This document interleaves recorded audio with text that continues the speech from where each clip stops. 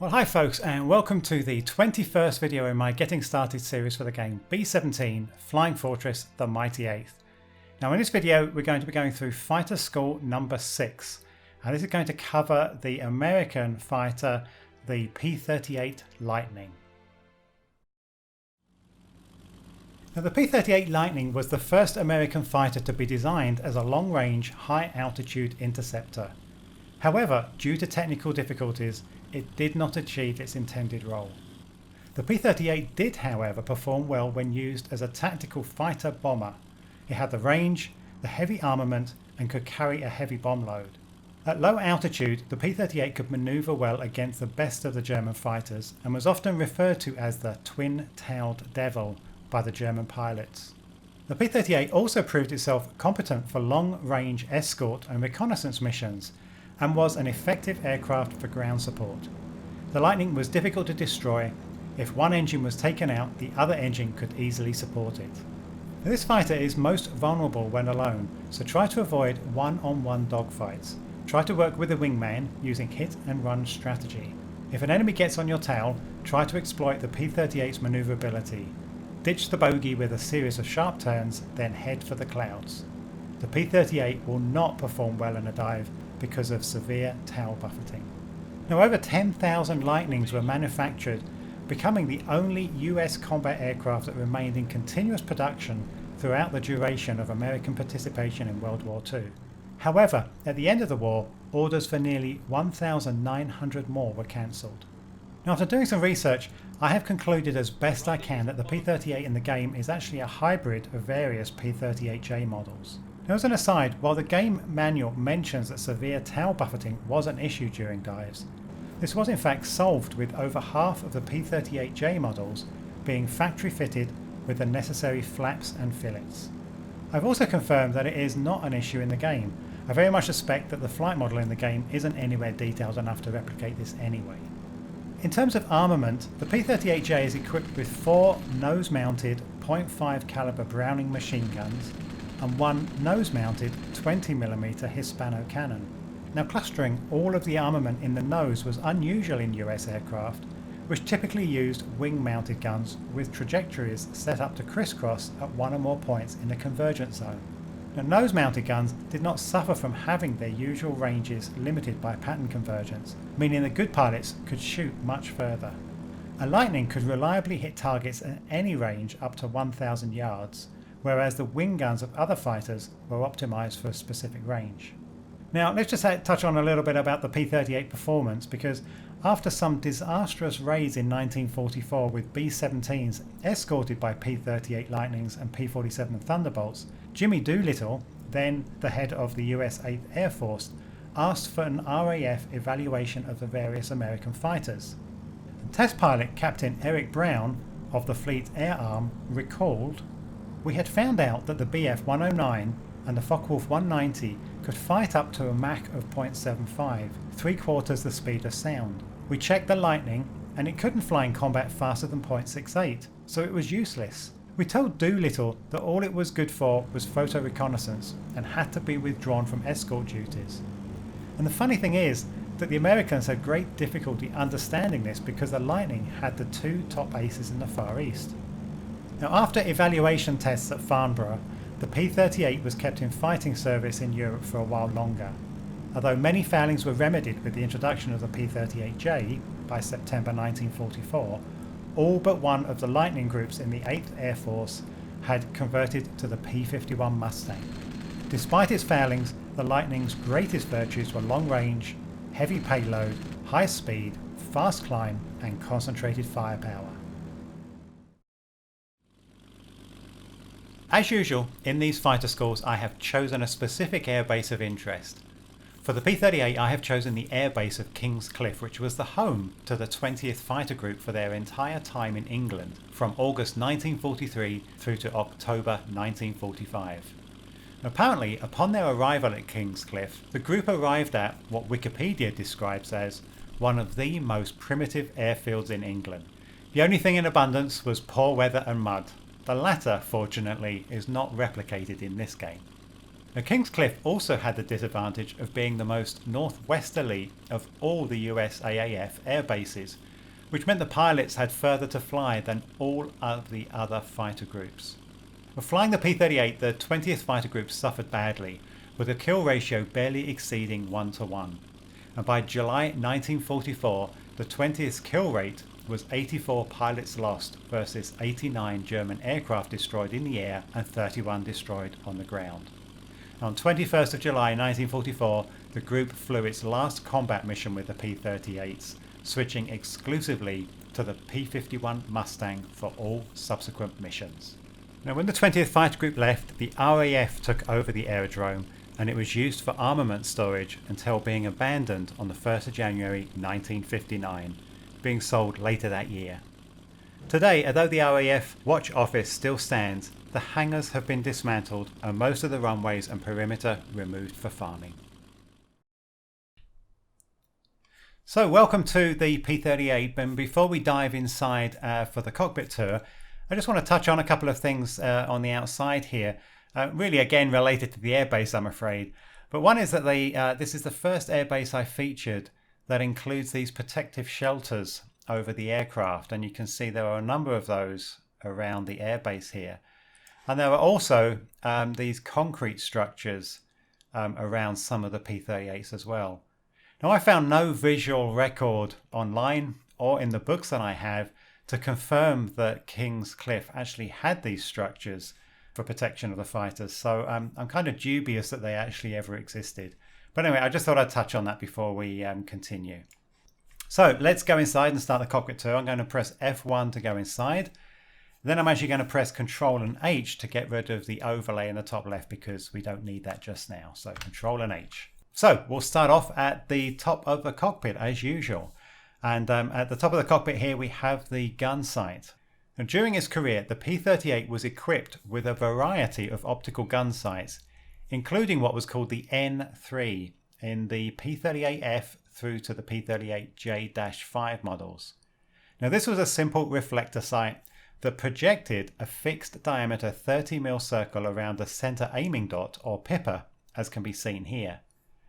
From the P-38J-10 onward, the previous rounded windshield was changed to a flat windshield, which required a new sight and mount, and this led to the Lin Instrument Company's L3 gun sight being used. In this game, not only is the windshield rounded and not flat, but the gun sight is shown mounted lower than the L3 and it has protective padding at the front. Now, these features lead me to believe that the P-38 modelled in this game is one of the earlier P-38J models. However, there are aspects of the cockpit that correspond, and I'll come on to those later, but they correspond to later P-38J models. And I think what Wayward Design ended up creating here was a bit of a Frankenstein P-38J cockpit that includes features from both earlier P-38J models and later P-38J models. Now, all US aerial gun sights were based on the mil system, in which 1 mil equals 1 foot at a 1,000 foot range.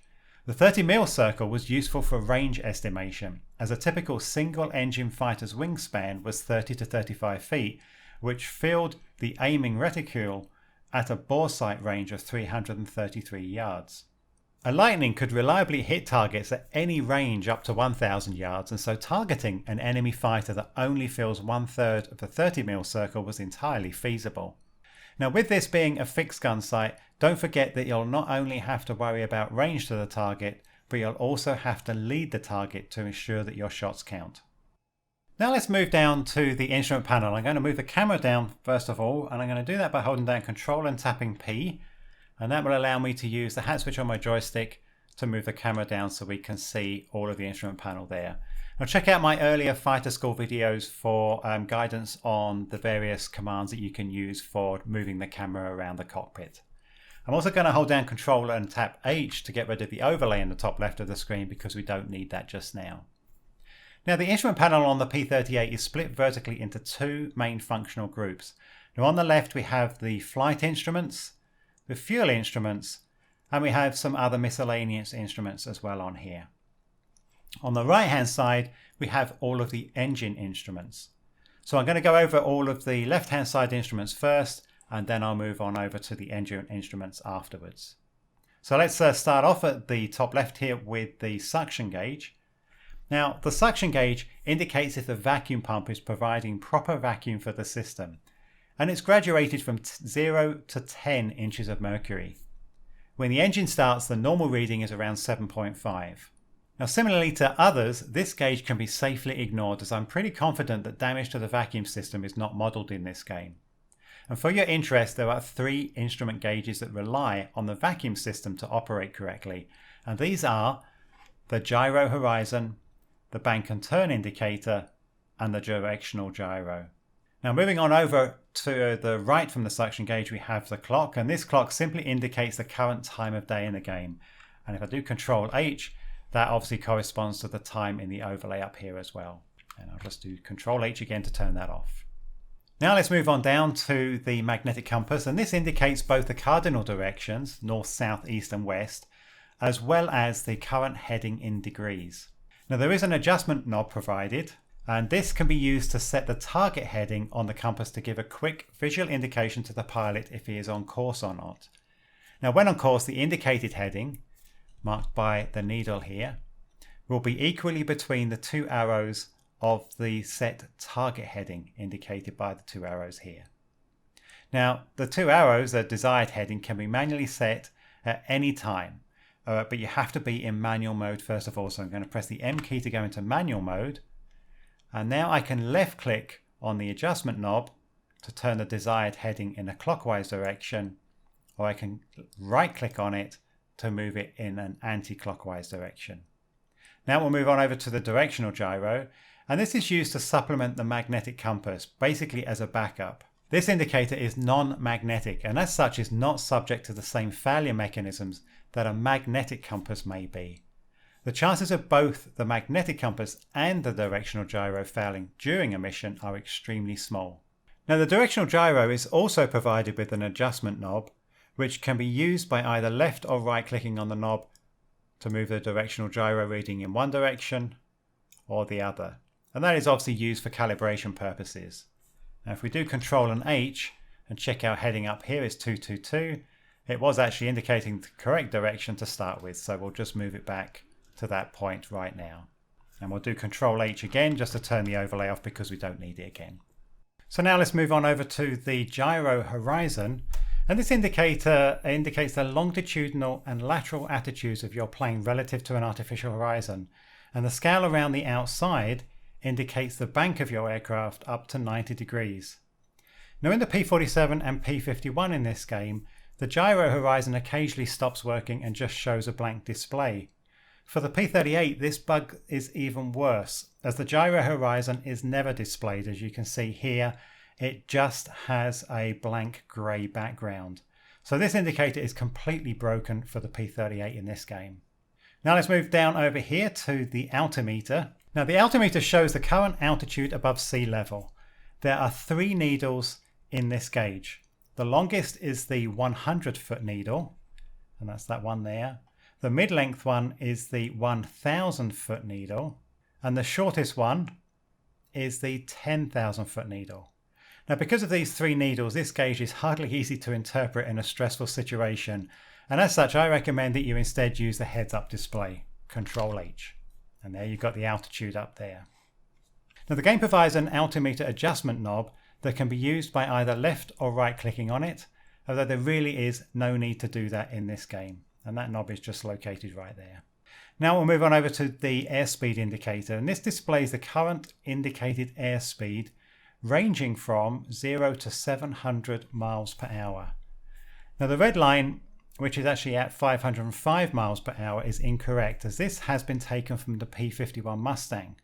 For the P-38, the red line was actually shown at 420 miles per hour, which corresponds to the maximum permissible indicated airspeed as shown on this chart.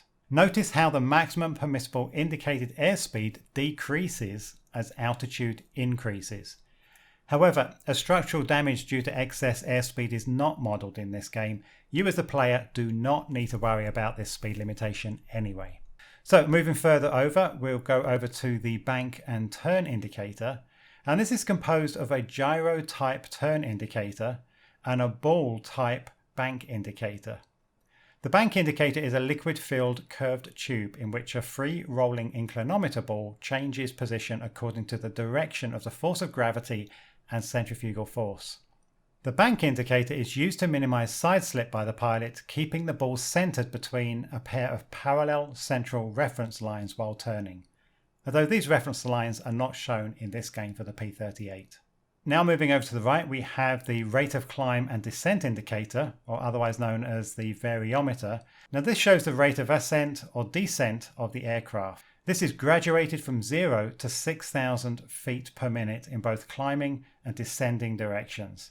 Now this indicator is primarily used to maintain a constant altitude when turning and to establish a definite rate of climb or descent when flying on instruments. Now we'll move down and go over to the left here.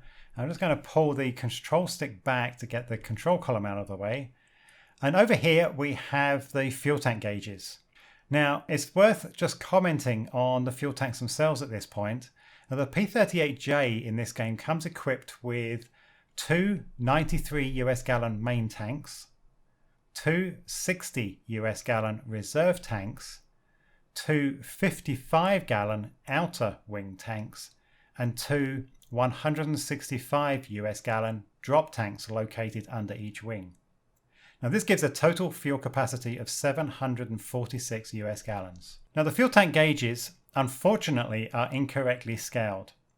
Both the main and reserve tank gauges are scaled from 0 to 50 US gallons, whereas in reality they were scaled to 0 to 93 US gallons for the main tanks and 0 to 60 US gallons for the reserve tanks. This is all the more odd because the fuel tank selector switches that I'll be coming onto shortly are labelled with the correct 93 and 60 US gallon tank capacities. Now in any case, there are two needles and scales on each gauge, one for the port tank and one for the starboard tank. Note that there are no fuel tank gauges for the outer wing tanks or the external drop tanks, and in practice the pilot would have to estimate fuel remaining based on hourly fuel consumption, which was around 1 US gallon per minute per engine. Next we'll move on over to the hydraulic pressure gauge, and this indicates the pressure in the hydraulic system measured in pounds per square inch. On the P-38 the hydraulic system operates the landing gear, the wheel well doors, the wing flaps and the coolant shutters. The brakes were operated by a separate hydraulic system. Now in this game I don't believe the hydraulic system and damage to it is modelled, and when the engine is running have never seen this gauge indicate anything other than a normal reading of around 1200 psi. As such you can safely ignore this gauge. Now moving over to the right we have the landing gear and flaps indicator. And this normally provides a visual representation of the current position of the wheels and flaps. Here you can see the landing gear and flaps in their fully retracted positions. And now watch as both the landing gear and flaps are lowered for landing.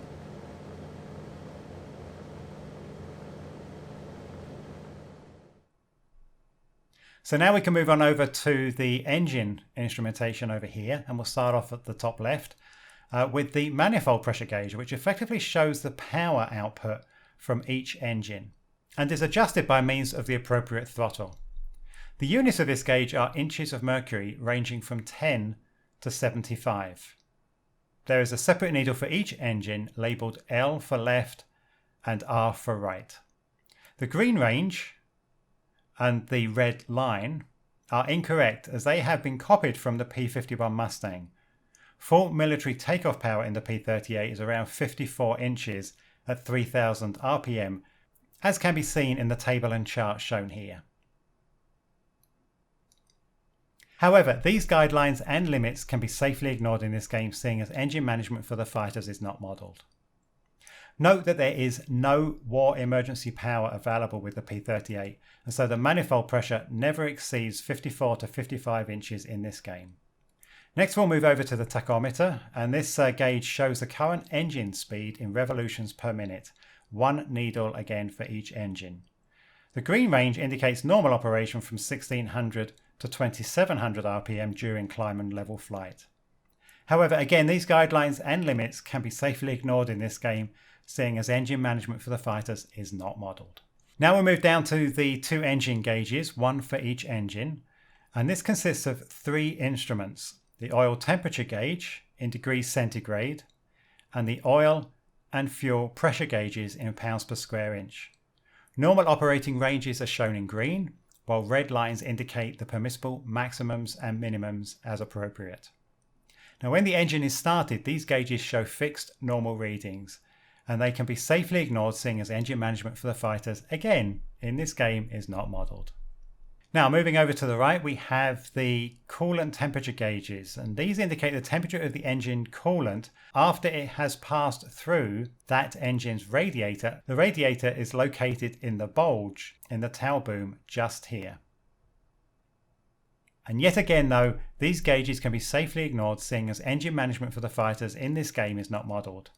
And when the engine is started, this gauge shows a fixed reading of around 75 to 80 degrees C. Now, if we move down, we'll go to the carburetor air temperature gauges, and these are supposed to show the temperature of the air entering the carburetor for each engine, and they are graduated from -50 to 150 degrees C. However, these gauges are totally inactive in this game and always show a fixed reading of 0 degrees C, regardless of if the engines are running or what altitude you're flying at.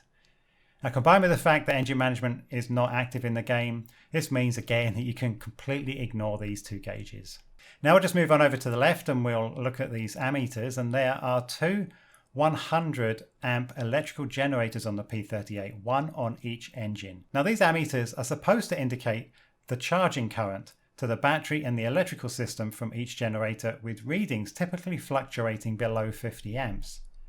However, in this game, both gauges move to a fixed position of around 110 to 120 amps, which not only exceeds the capacity of each generator, but both gauges give a reading even when only one engine is running. The gauges are also incorrectly scaled, as the maximum should be 150 amps and not 300 amps as shown. Now let's move down to the lower instrument panel, and what I'll do is I'll move the control stick out of the way and I'll just lower the view slightly here. So we'll start over here on the left, and we have 2 red buttons that are just a graphical representation of what were the propeller circuit breaker buttons, and they are not used in this game, so you can just ignore those. Then we'll move on over to here, and this is the mainline switch, and this turns on electrical power, well, it turns it on and off to all of the electrical systems in the aircraft. Next we have the magneto switches, and there's one for each engine. There's one for the port and one for the starboard. Now these are used to supply power to each engine's ignition system, and each switch has 4 possible positions: off, which is their current position, left, right, and both. And I will show the use of this switch when I go through the engine startup procedure. Next we'll go over to some switches over here, and these are the oil dilution switches. And as you will have seen there, the pop-up text for these is enclosed in parentheses, which indicates that these switches cannot be operated and have no function in the game. Now we'll move over to the engine starter and engage switches. There's the starter switch and there's the engage switch. And these are used to start the engines. Now each switch has 3 positions: starboard, which is selected by left clicking on the switch, off, which is its current central position, and port, which is selected by right clicking on the switch. Now after an engine is started or fails to start, the switch automatically moves back to the center off position. And I will show the use of these switches when I go through the engine startup procedure. Next up we have 4 light switches, and these are various lights that are not functional in this game, so you can safely ignore the next 4 switches there. Then we'll move over to the voltmeter, and this is for the engine-driven electrical generators again. What's funny here is that this uses the ammeter gauge graphic and states amps if you look very closely, when it should actually be a voltmeter and show volts. So this is completely incorrect. And like the ammeters, this gauge can be completely ignored as it serves no function at all in the game. Now let's move on down, and I'll push and hold the control stick forward for this one so that we can see all of these very low controls in the cockpit here. First we have the oil cooler shutter or flap switches, one for each engine. Oil is cooled by air passing through oil radiators in front of the nacelles. And the oil cooler shutters on the bottom of the nacelles vary the flow of air through the radiators. Now, while these switches can be moved by left clicking on them, they actually serve no purpose in the game. As I said before, there is no engine management on the fighters in this game. And next up we have 5 miscellaneous switches that are non-functional. We have a generator switch, a battery switch, a pitot heat switch, a port coolant flap override switch, and a starboard coolant flap override switch. But you can ignore all of those 5 there. Next up we have the intercooler flap switches. Again, 1 for each engine. And the intercoolers are located in the nacelles and cool the hot air from the supercharger before it enters the carburetors. And these switches are moved by left clicking on them. I'll just show that there. However, like the oil cooler shutter switches, they actually serve no purpose in this game as engine management is not modelled. And then we'll move finally down to these 2 switches that are below the magneto switches, and these are the prop feather switches. And each prop can be feathered by left clicking on the appropriate props switch. Now the prop is feathered and a yellow warning light, and I'll just left click on that, and a yellow warning light above the switch illuminates. Now this is incorrectly modelled again, as the lights would only illuminate when a bad engine had been detected before feathering, and this would indicate to the pilot which engine actually needed feathering. So it was actually used as an indication to avoid the pilot feathering the wrong engine. And note that the prop can be unfeathered by again left clicking on the switch. Now the prop feathering and unfeathering is nicely animated. If I just move the view over to the right here. So if I left click to feather the prop, you can see it feathered there, and if I left click one more time, it goes back to its normal position. Now before I cover the lower portion of the cockpit, I'm going to first move over to the left hand side. So I'm just going to bring the camera down and spin it over here a bit. So at the top far left we have the port window handle. Now in the game, this is used in an emergency to bow the pilot out of the aircraft. And to do this, you can either right click on this handle, or you can use the keyboard shortcut of Control and Shift and B. Now if we move down to here, we have the auxiliary fuel pump switches. And these are non-functional in the game, and so this whole little area here can be ignored. Now we'll move on up to the fuel tank selector valves. 1 for port and 1 for starboard, and these are used to select which fuel tank is feeding each engine. Now only 1 fuel tank can be selected at a time, and as such it was up to the pilot to balance fuel usage amongst the available tanks. Now the selector can be moved clockwise by left clicking on it, or anti-clockwise by right clicking on it. And each selector has 5 positions, which are, I'll just put it into them as we go. There's main, which is for the 93-gallon main tank. There's cross suction, which I'll discuss in a short moment. Then we have res for the 60-gallon reserve tank. Then we have off emergency, or if a drop tank is still present, this selects the 165-gallon drop tank. And then there's outer wing, and this is for the 55-gallon outer wing tank. Note that this is incorrectly labelled in the game as having a 62-gallon outer wing tank, and you can, if I just move that out of the way, you can just make out the 62 there, when in reality these actually had a capacity of 55 gallons. Now let's go back to the cross-suction setting.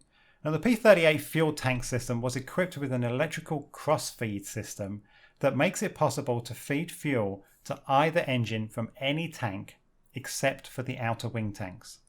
Now the cross-feed system was normally only used when the pilot wanted to operate both engines from the fuel in one drop tank, or when prolonged single engine flight makes it necessary to draw fuel from the dead engine side.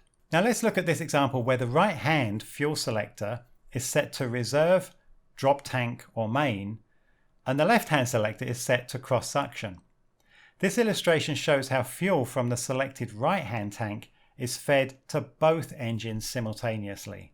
Now in the P-38 the normal order to use the fuel tanks was first reserve for takeoff and the first 15 minutes of flight, then the external drop tanks, then the outer wing tanks, then the main tanks, and finally the reserve tanks. Now, the use of the reserve fuel tank for takeoff and the first 15 minutes of flight was for technical reasons that are not modelled in this game.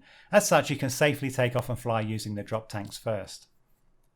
Now, as I mentioned earlier, the fuel gauges for the 2 main and 2 reserve tanks are on the main instrument panel. There are no fuel gauges for the wing or drop tanks. Also, there are no low fuel level warnings of any kind for any of the tanks, so monitor your fuel usage and gauges carefully. Now let's move on up to the arm/safe switch. In reality, this switch was used to control when the drop tank selector switches over here were either active or inactive. However, the arms safe switch has been incorrectly modelled in the game and instead arms and disarms the cannon and machine guns, which is kind of odd. There is a yellow light and this indicates which position the switch is currently set in. Now the switch is moved by left clicking on it to move it to the down or safe position. And now pressing my machine gun or cannon buttons has no effect. Now if I left click on the switch once more and move it back up to the arm position, and now I can fire my machine guns and the cannon again. So now let's move on over to the right and we'll have a look at these bomb and drop tank release selector switches and the red release button as well. Now the switches are used to select which drop tanks will be released when the red release button is pressed. Now with both switches, they are in their default down or off position. Pressing the release button by left clicking on it does nothing, and I'm left clicking on that right now. Left clicking on one or both of the selector switches moves it to the up or on position. Now let's just, for instance here, we'll turn on the port hand selector switch. Now left clicking on the release button ejects the appropriate drop tank or tanks. If I just press F2 to go to the exterior view, you can see there that the port drop tank has been ejected. And I just pressed F1 there to come back inside. But remember, there is a keyboard shortcut for this, which is to press Ctrl and D, which will eject both drop tanks simultaneously, regardless of the setting of these 2 selector switches. So I'm just going to left click on that to turn it back off again. Now moving over here, we have the landing gear lever. And this can be toggled to raise the landing gear by left clicking on it, and to lower the landing gear by right clicking on it. Now when the handle is in its lower position, the landing gear is set to go down, and in its upper position, the landing gear is set to raise up. However, it is much easier to use the keyboard shortcuts of pressing the up arrow to raise the landing gear and shift and the up arrow to lower the landing gear. Now let's just move the view up and over a bit, and we'll come over here onto the prop pitch control handles. And there's one for each prop, port and starboard. Now these are used to set the propeller RPM.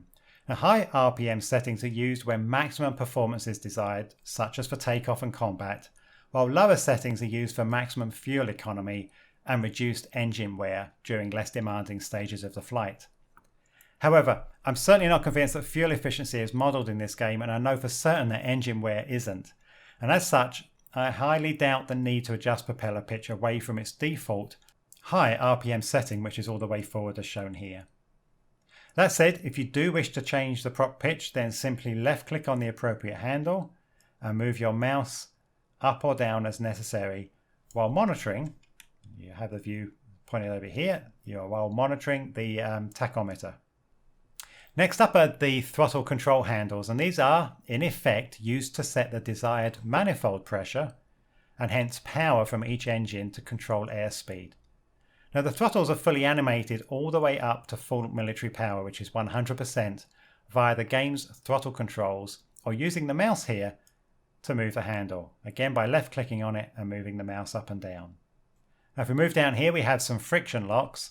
Now there's a throttle, elevator, and landing gear friction locks, and these, as you'll see, the pop-ups are all in parentheses, and as such they are all non-functional in the game. Now if I just move these handles out of the way so that we can see past them, you'll see that there are 2 switches in the central area of this box over here. And these are the prop selector switches, and they were used to switch between automatic prop pitch control, manual fixed pitch, and manual operation. Now in this game, these switches have no function and control of the propeller pitches are completely manual via the propeller pitch handles that I discussed a moment ago. Next up we have the mixture control levers. The mixture control levers are used to set the fuel-air mixture to each engine.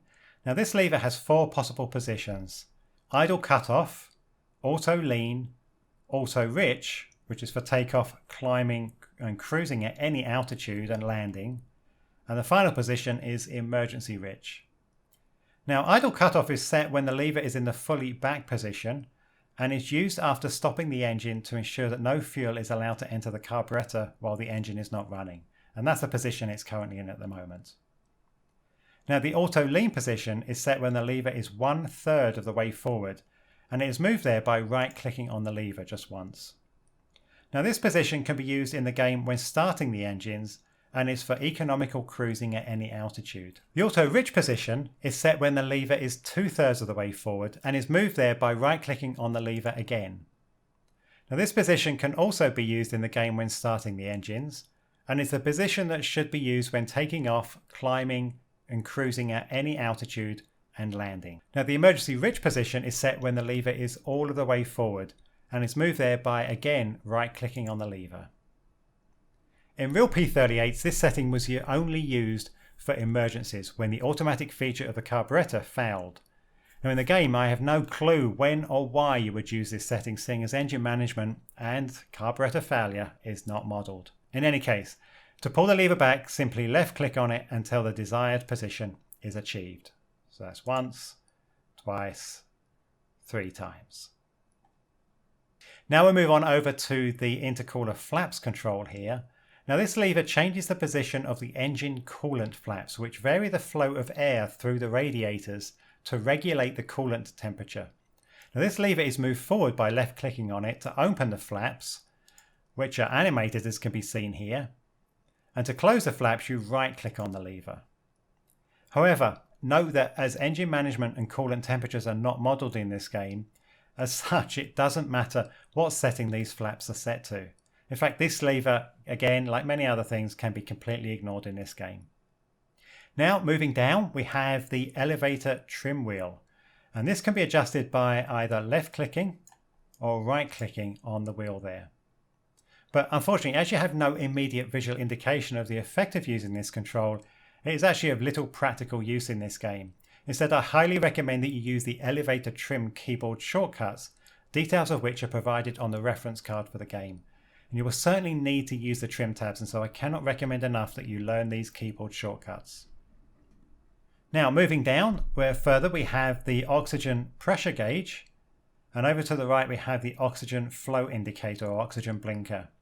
Now these gauges are used to verify that there's an adequate flow of oxygen being provided to the pilot. In this game, I don't believe the oxygen system and damage to it is modelled, and I've never seen these gauges indicate anything other than normal conditions, and as such I feel confident to say that they both can be safely ignored. Now moving over to the bottom middle of the cockpit, and I'll just move the view over a little bit more there. Now first up we have the rudder trim handle, and this can be adjusted by using the left and right, just get it on the right place there, mouse buttons. But again, as before, I recommend that you use the keyboard shortcuts to adjust trim and not these cockpit controls. Now moving on over to the right here, we have the engine primer. And this would normally be used in the engine startup sequence. Now, while this is animated by either left or right clicking on it, it actually serves no purpose in the game. And again, it's another thing that you can just safely ignore. Now we have the 2 rudder pedals, the port and starboard rudder pedals. And these are nicely animated when you move the yaw control using the keyboard or your joystick. They cannot be moved using the mouse in this cockpit view. Now we'll come up and have a look at the control wheel here. Now, like the rudder pedals, this is nicely animated when you move the pitch or roll control using the keyboard or using a joystick. And again, like the rudder controls, it cannot be moved using the mouse in this cockpit view.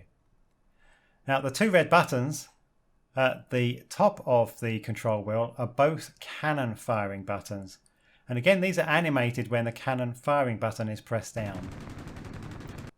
Now, you cannot press these buttons using the mouse. Note that the machine gun firing buttons are actually behind the hand grips, and so you cannot see them. Now if I move on over to this area here, we have the dive flap control switch. And this is something that was only available on late P-38J and P-38L variants. Now the dive flaps were used during a dive to provide better control. However, the pop-up text, if I get it over the switch itself, is enclosed in parentheses, and that indicates that this switch is not functional in this game. Now we'll move on over here to the right and we have the aileron trim control. And this can be adjusted by using the left and right mouse buttons. However, using the mouse, this can't be moved to the left, and so it's effectively useless as a cockpit control. Therefore, you really must instead use the keyboard shortcuts to adjust trim and not the cockpit aileron trim controls here. Again, check out the reference card for the game for details. Now let's move on over to the right hand side of the cockpit. And we're nearly through with the cockpit too, I promise. I'm just going to push the control stick forward there. So we'll start on over here with the flap control lever. Now this can be moved by either left or right clicking on it and dragging your mouse up or down, as I'm just doing there. Now using this lever, the flaps can actually be set to any intermediate position. But please note that if you do wish to go to the exterior view after adjusting this, do not do so until you're confident that the flaps have finished moving. Otherwise, as soon as you press F2, the flaps will actually stop in their current position.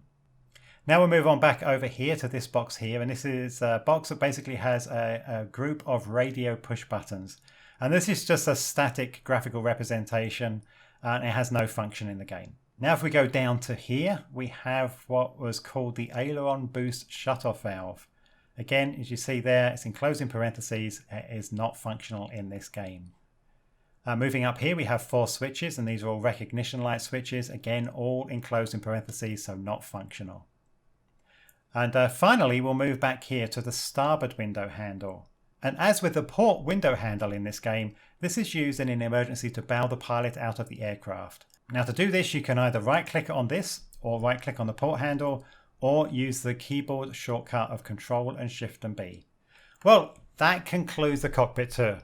Now we'll move on to how to start up the engines for taxi, takeoff and land. So here we are at the default P-38 that the game has given me, and this is actually a long distance away from the end of the runway, and so the taxiing section of this video would be extremely boring if I included that entire journey. So I'm actually just going to use the left hand square bracket or parentheses key to select a different P-38 that's much closer. So I'm just going to press that 5 times now, the left hand one. 1, 2, 3, 4, 5. So I'm going to select this P-38 here. And when we come to taxiing, we're going to taxi down here, and the end of the runway is just there. So that's going to be much, much shorter and easier to do.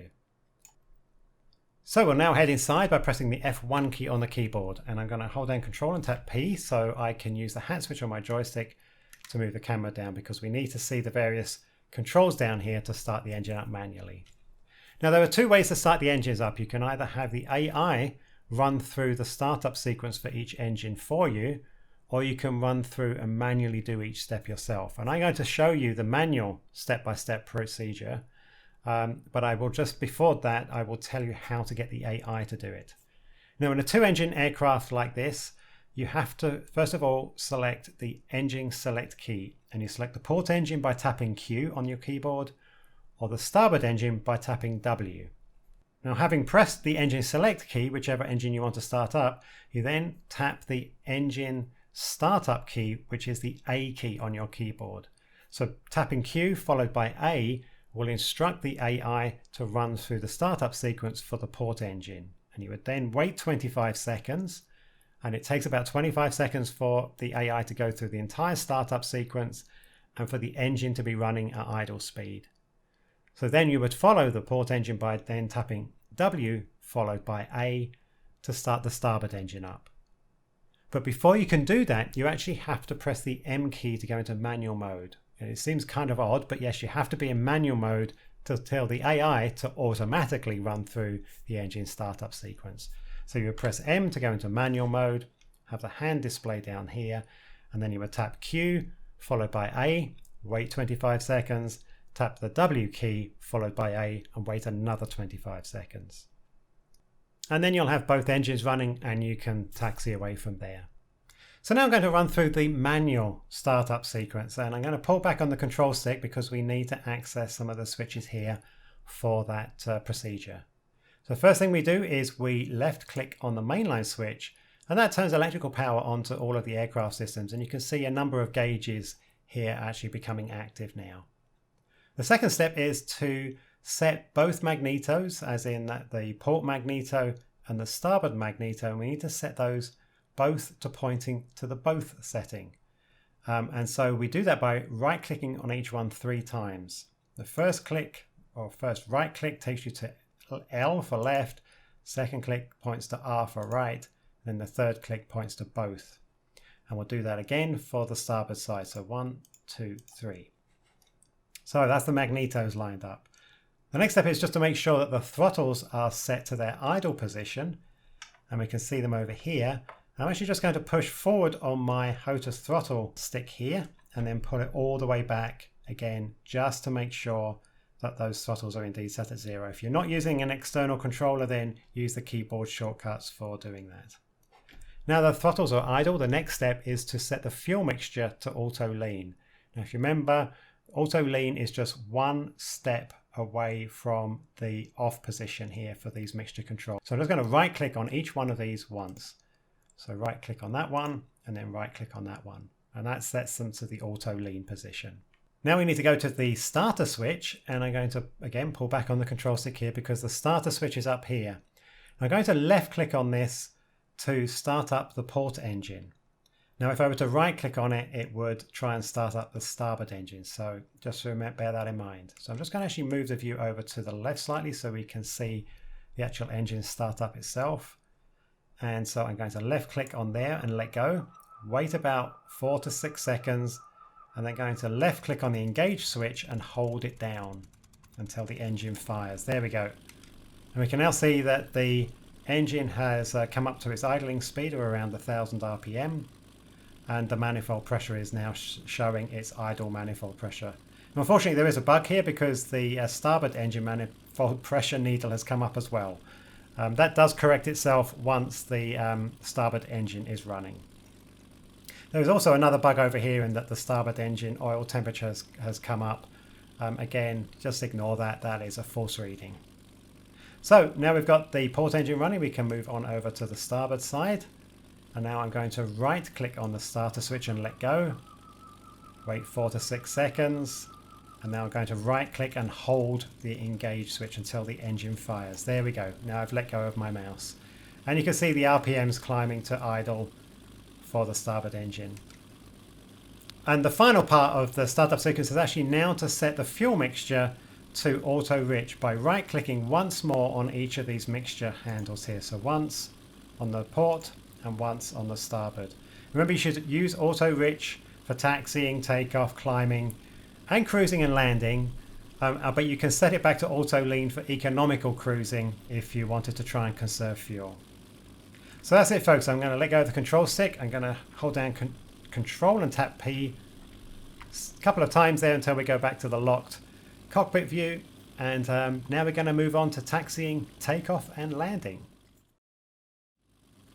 Okay, so I'm actually just going to taxi from the exterior view by pressing the F2 key, and I'm just going to move the camera around to a reasonable position. As you'll notice, if I go back inside F1, again this is a bit of a blind aircraft in that you can't see the taxiway easily ahead of you, so it's much easier to taxi from the exterior view.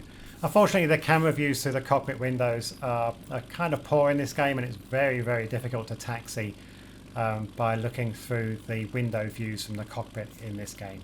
So anyway, here we are. So I'm now going to do Shift P to release the parking brake, and I'm going to do Shift T to release the nose wheel. Now remember, this is like the ME-262, this aircraft has a tricycle style undercarriage, and so it has a nose wheel as opposed to a tail wheel, but the command to lock the nose wheel and unlock it still uses the T key on the keyboard as is used for the tail wheel. So here we go. So I'm just going to bring the throttle up slightly there and use the rudder commands to turn as we go. Now remember, you want to taxi somewhere around 5 to 10 miles an hour. It's not too critical, obviously. This is just a game after all. But this is a steel matting taxiway.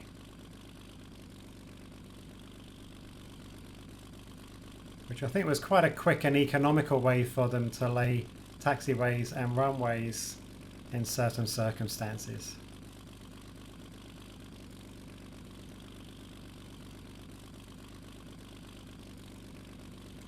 Yeah, I know I'm going quite fast, but I knew it's a fairly straight run down here, so... Besides, this is quite a boring piece for you guys to watch.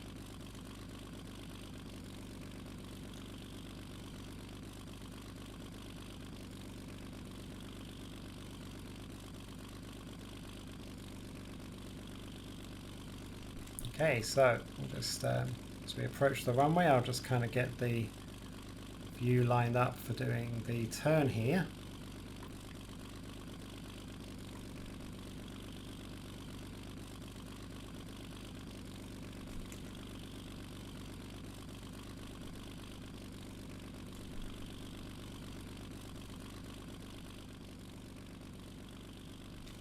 There's a little bit of final adjustment. I think that looks good, so I'm going to press P to set the parking brake and T to lock the nose wheel, preparation for moving down the runway.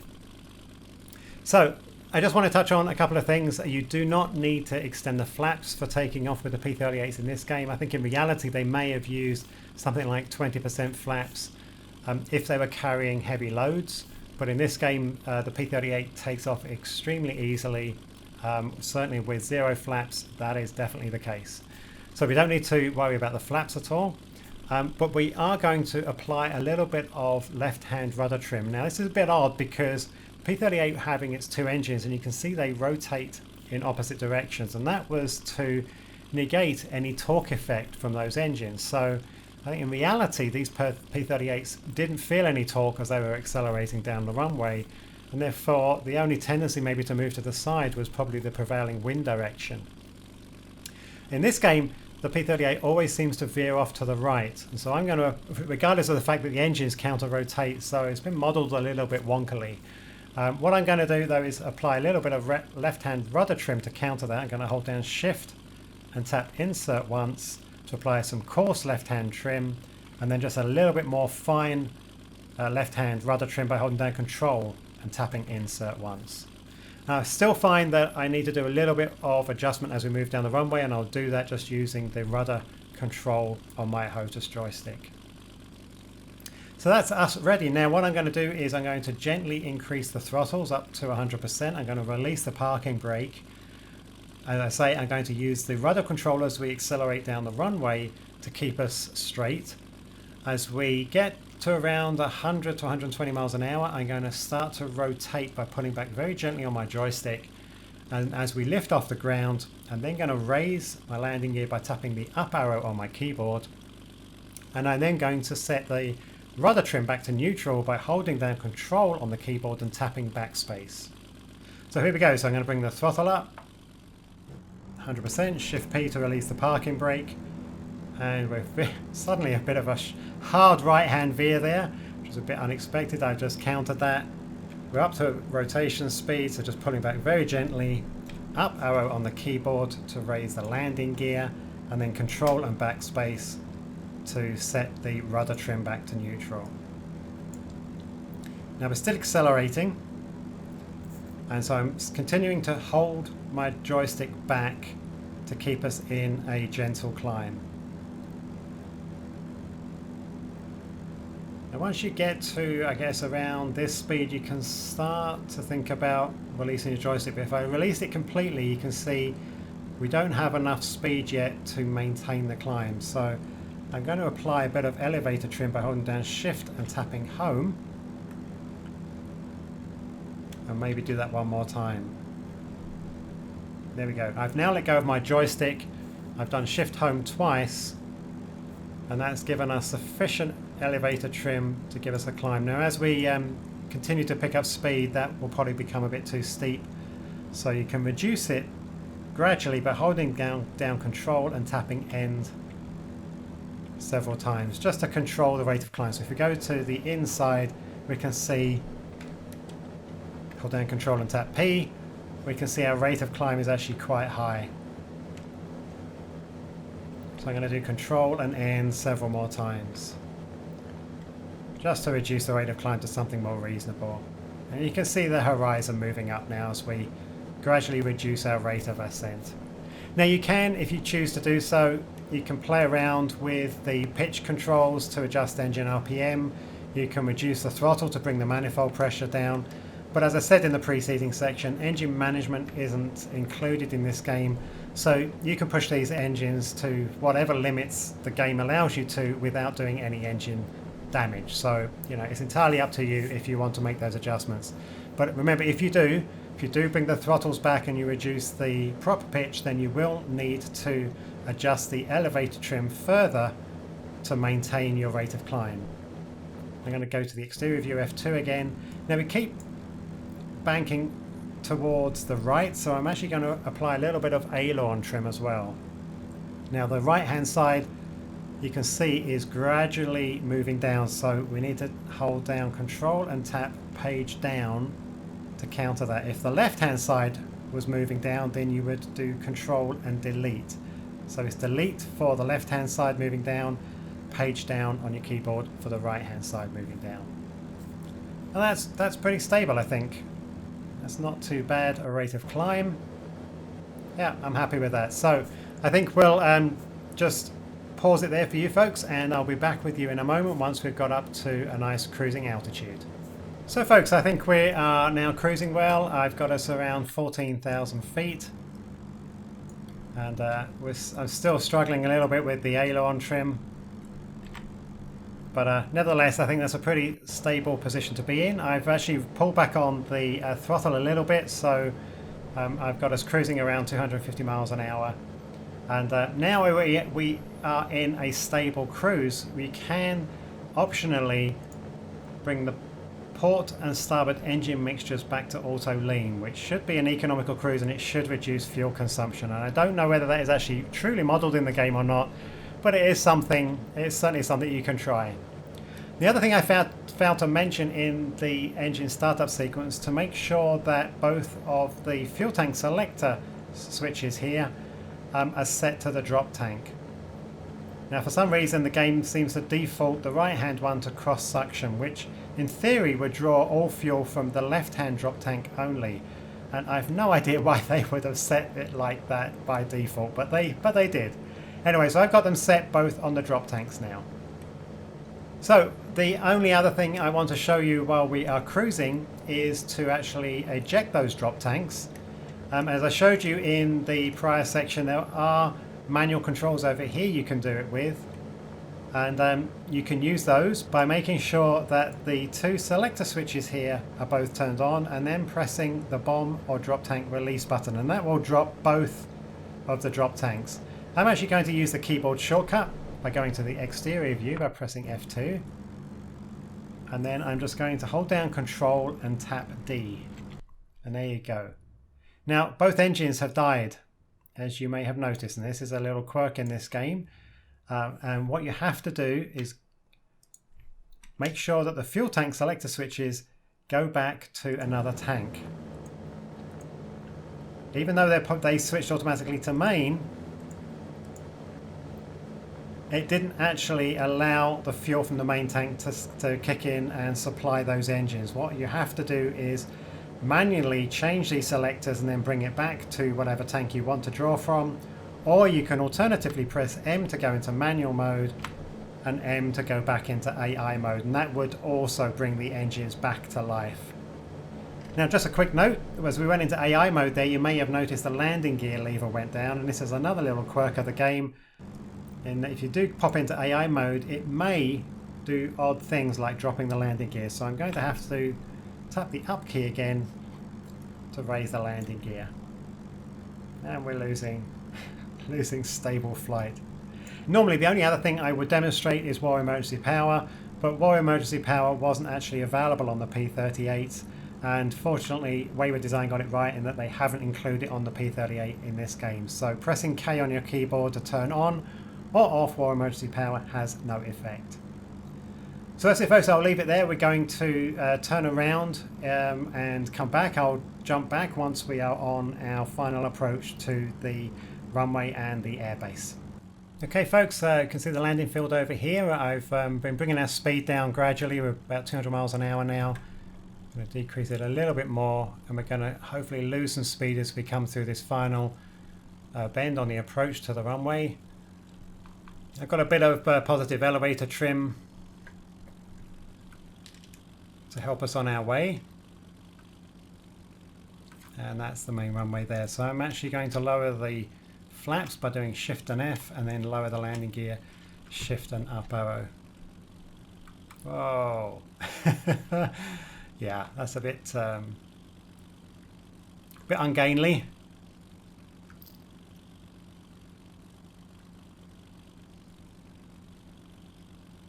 And looks like we're going to be a little bit skew with here, but that's not too bad. Throttle back, and there we go.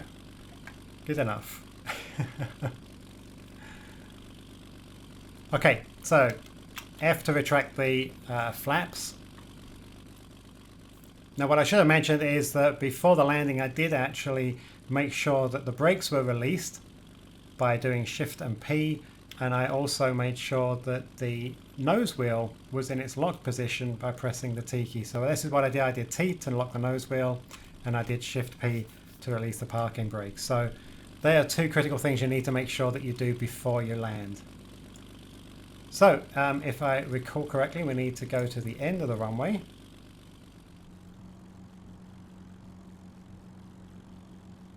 So that we can find our taxiway back to our stand.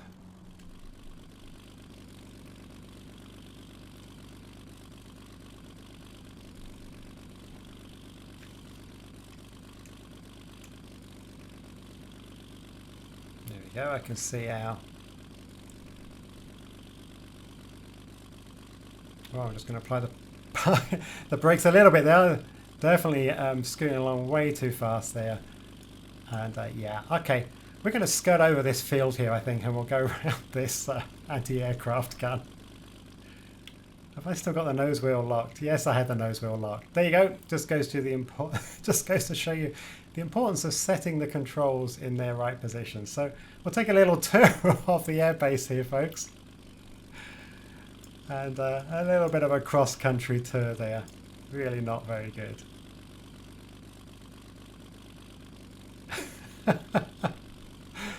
Oh dear. Okay. Well, it is a school after all, right? You know, yeah, I'm definitely learning, that's for sure. But you learn by your own errors, don't you? So let's bring our speed back down. I'm actually going to put the parking brakes on. Otherwise, we're going to go shooting past our destination. Do Shift P again to get ourselves under control. We want to taxi and park over here, so I'm just going to do hard left-hand rudder, little bit of throttle.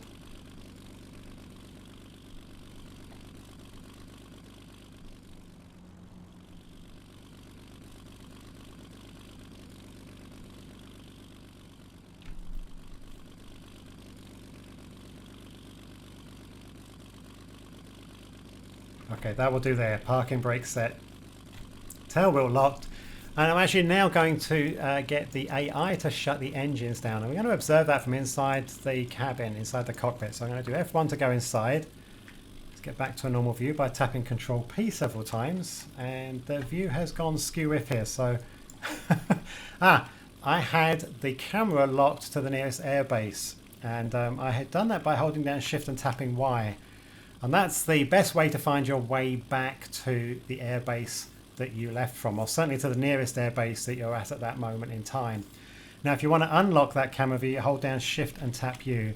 And if you are doing a cockpit landing, make sure that you unlock that camera view as you approach the airfield. Otherwise, you'll find that it goes all kind of skew-if as it suddenly swings off to the side as you come down the runway, because it will do that.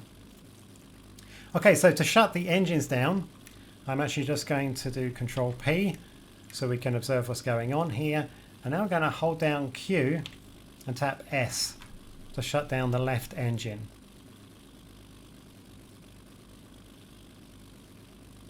There you go. You can see the fuel mixture lever coming back now. The magnetos have been turned off. And if we look over to the port side, the engine has now stopped. Now if I do W and then S, you'll see the same thing happening. The fuel mixture will come down in a moment. And it should switch that magneto to the off position. There you go. Now obviously the quick way that you can do this is to do this manually is literally to just bring those mixture controls back to the idle cutoff position, set the magnetos to off by left clicking on them 3 times, and then you can turn the mainline switch off by left clicking on it. So that's it, folks. We're just going to do Control P to go back to our normal lock position. F2 for our finale as we say goodbye to the P-38. So I hope this very long-winded fighter score has been useful and interesting for you. If you did like this video, please give me a thumbs up below. It's really helpful for me. And if you haven't already subscribed, please subscribe. I've got more tutorial videos for B-17 coming up. Anyway, thank you very much for watching, folks. Take care. Bye-bye.